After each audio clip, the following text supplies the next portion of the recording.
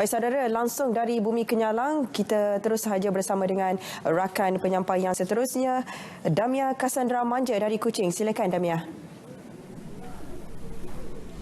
Baik, terima kasih Nurul. Assalamualaikum dan salam sejahtera.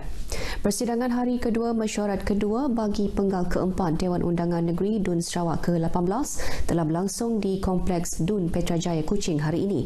Persidangan yang bermula pukul 9 pagi tadi dimulakan dengan pemasyuran oleh Speaker DUN, Datuk Amar Muhammad Asfia Awang Nasar. Pada persidangan hari ini, 1 jam telah diperuntukkan bagi sesi jawapan lisan sebelum diteruskan dengan pembentangan 3 rang undang-undang RUU Kerajaan untuk bacaan kali kedua dan ketiga. Hari ini juga hari pertama pertanyaan bagi jawapan lisan yang menyaksikan sebanyak 73 soalan dikemukakan untuk dijawab sama ada secara lisan maupun bertulis.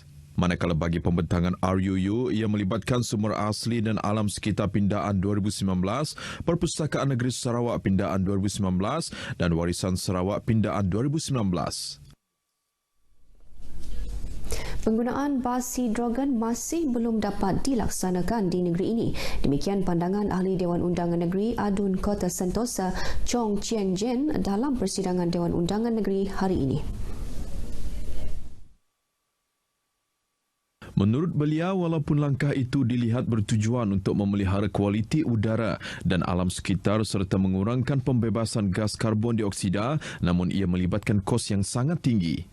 Hydrogen bus is so costly that the reduction in the carbon unit, that the benefit of the reduction in the carbon unit doesn't justify the cost. Why? For the mere fact that it is still not a very mature technology. It's very expensive. Okay? So I urge the government to drop this idea. Beliau menegaskan kos berkenaan sebaliknya boleh digunakan untuk menangani masalah kualiti udara dalam sektor-sektor industri seperti menambah baik kemudahan industri tradisional kepada sistem yang lebih mesra alam.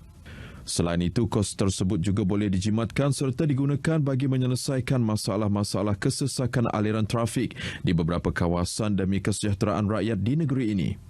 Beliau mahu kerajaan negeri memberi tumpuan kepada penaik tarafan pengangkutan awam khususnya bas yang sedia ada. Chong ditemui pemberita selepas sesi pagi persidangan hari kedua mesyuarat kedua bagi penggal keempat DUN ke-18 Sarawak di Kuching. 3 bas hidrogen tersebut menjalani proses percubaan mulai 1 hingga 14 Ogos lepas namun tidak dapat beroperasi berikutan kekurangan sumber tenaga untuk menggerakkannya. Walau bagaimanapun, isu pencemaran hidrogen dapat diselesaikan dan operasi ketiga-tiga bas hidrogen itu diteruskan. Sementara itu, kerajaan negeri diminta untuk mempertimbang dan melaksana mekanisme penggunaan sistem solar fotovoltan sebagai langkah melestarikan dan menjaga kualiti alam sekitar di negeri ini.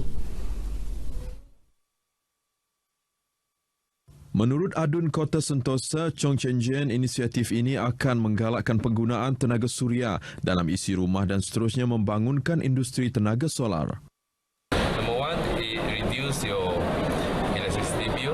Number two, it relieve the pressure on the electricity companies to keep finding source of power, either dam power or coal-fired power. Mengulas lanjut, beliau berkata langkah itu juga akan mengurangkan kebergantungan SESCO dalam menghasilkan elektrik untuk Sarawak, justru dapat mengurangkan pencemaran alam sekitar. Menurut beliau, usaha tersebut lebih sesuai berbanding pembinaan lebih banyak empangan mega yang melibatkan kemusnahan hutan dan menubuhkan logik kuasa arang batu berpotensi meningkatkan pencemaran alam. Terdahulu, beliau turut menyuarakan perkara itu dalam perbahasan mengenai rang undang-undang RUU Sumber Asli dan Alam Sekitar pindaan 2019 di Dewan Undangan Negeri yang dibacakan kali kedua oleh Menteri Pembangunan Bandar dan Sumber Asli kedua. Batalion 11 Pasukan Gerakan AMPI GA Kuching berjaya menggagalkan cubaan menyeludup pelbagai jenis rokok dengan anggaran nilai RM295,000 semalam. Pegawai Pemerintah Batalion 11 PGA Kuching, Superintendent Rosti Inai mendedahkan serbuan itu dilakukan melalui op lipas yang dijalankan di sebuah premis di Kampung Beratuk Padawan, Kuching.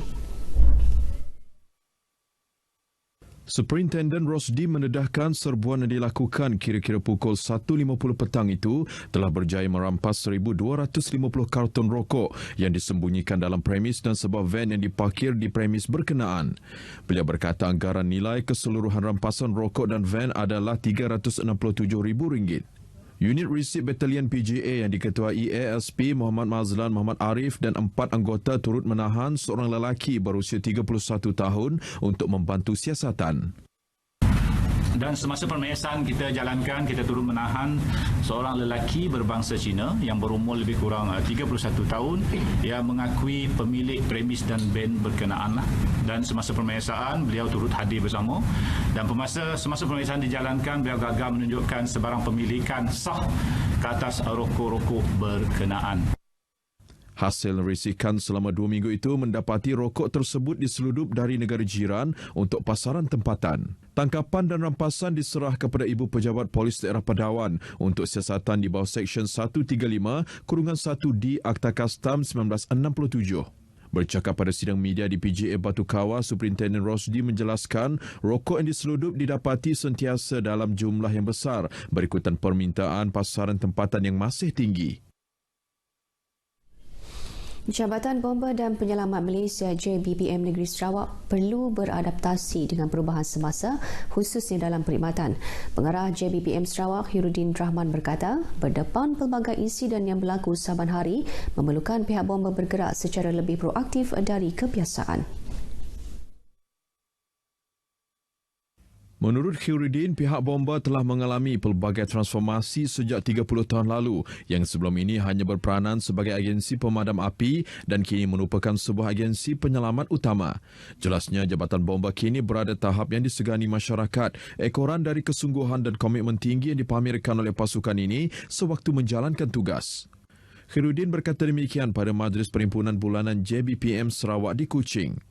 Pada majlis itu, beliau menyerahkan aset baru berupa 5 buah kenderaan pacuan 4 roda, 3 buah motosikal berkuasa tinggi dan peralatan penyelamatan bagi tujuan menambah baik operasi, namun beberapa aset tersebut akan tiba secara berperingkat untuk diagihkan ke seluruh negeri.